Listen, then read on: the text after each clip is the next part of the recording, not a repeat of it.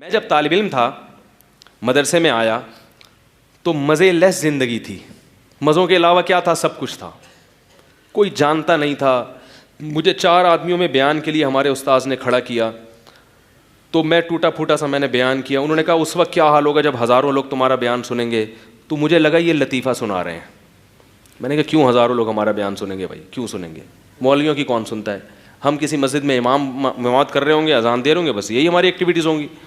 मदरसे के लैट्रीन हम साफ़ करते थे, हालांकि मदरसे में मदरसे वाले भंगी रख सकते थे, लेकिन हमारे शेख मुफ्ती रशीद अहमद साहब रहमहुल्लाह ताला ने कहा तलबा की अना को ख़त्म करो। किसको? बोलो भाई, अना। कि जब आपका मदरसा है तो लैट्रीन कौन साफ़ कर? मैंने अपने घर में कभी ज़िंदगी में ना पहले और ना अब लैट्रीन साफ़ की है, मुझे घिन आती थी। मगर मदरसे में जहाँ हम पढ़ते थे लैट्रीन का मतलब फ्लश, वो हम साफ़ करते थे। हज़रत ने पाबंदी लगाई थी, कोई भंगी नहीं आएगा, आप करोगे। फरमाए इल्म हासिल करना है तो इसी तरह करना पड़ेगा आपको। उनकी राय थी कि ये अना ख़त्म हो, अना ख़त्म हो।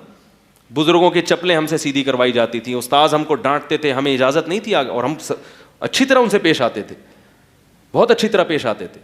ये नहीं कि ऊपर ऊपर से मजबूर, भाई ठीक है, हमारे बुज़ुर्ग हैं, हमारे असाज़ा हैं, हमारे मशाइख हैं। तो मैं उस वक्त की बात कर रहा हूँ, लेकिन हम अपने शेख को देखते थे बड़े मज़े में। हमारे जो हज़रत मुफ्ती रशीद साहब लाखों लाखों रुपए की खुशबुएँ लगा रहे हैं, और जनाब उनका दफ्तर बड़ा खूबसूरत एयर कंडीशन रूम। हम देखते थे तो हमें होता था यार इनको देखो और हमको देखो, हम दाल खा रहे हैं। तो उस वक्त मेरे उस्ताद ने एक बात कही, फरमाया कि बुज़ुर्गों का या उलमा का आखिरी ज़माना देखोगे तो गुमराह होगे, उनकी पिछली ज़िंदगी देखो। हमारे हजरत ने 60 साल की उम्र तक दाल खाई है रोज़ाना, पैसे नहीं होते थे अंडा खाने के।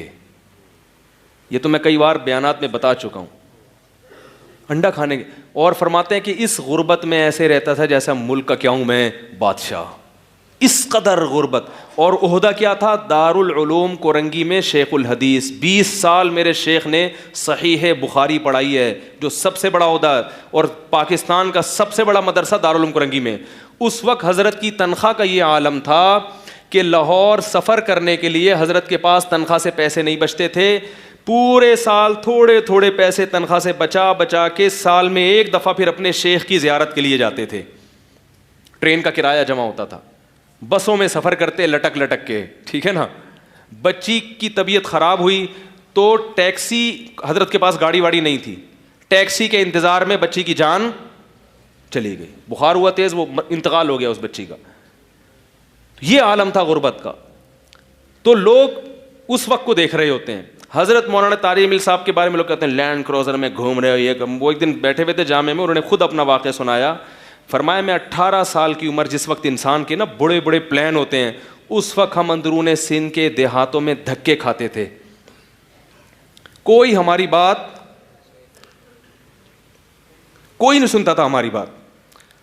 फरमाया कि कई साल धक्के खा खा के लोग क्या करते थे कि मस्जिदों से सामान उठा के बाहर फेंक देते। और ये थे बड़े ऊंचे ख़ानदान के, मेडिकल कॉलेज MBBS छोड़कर आए हैं। एक जहाँ ठाट बाट देखे, ज़मींदार थे, चौधरी थे वडेरों, इनके बाप दादा सारे इलाके के चौधरी। इतने बड़े आदमी के साथ जब ये सलूक होगा ना, घर में इज्जत, घर में भी ताने के मौलवी बन गया, मौलवी बन रहा है, किसी काम का नहीं। फरमाते थे कि हम धक्के खाते थे।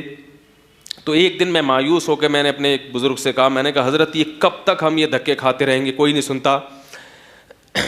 तो फरमाते हैं कि उन्होंने ये खुशखबरी दी, फरमाया कि तुम ये अल्लाह के लिए कुर्बानी दे रहे हो, एक वक्त आएगा बादशाहों तक अल्लाह तुम्हारी रसाई, बोलो भाई, बादशाह तुम्हें बुलाएंगे, वज़रा तुम्हें बुलाएंगे। तो ये जो अहलुल्लाह के आखिरी ज़माना होता है ना, जिसमें लैंड क्रूज़र में घूम रहे होते हैं, इसको देख के गुमराह होने की कोशिश।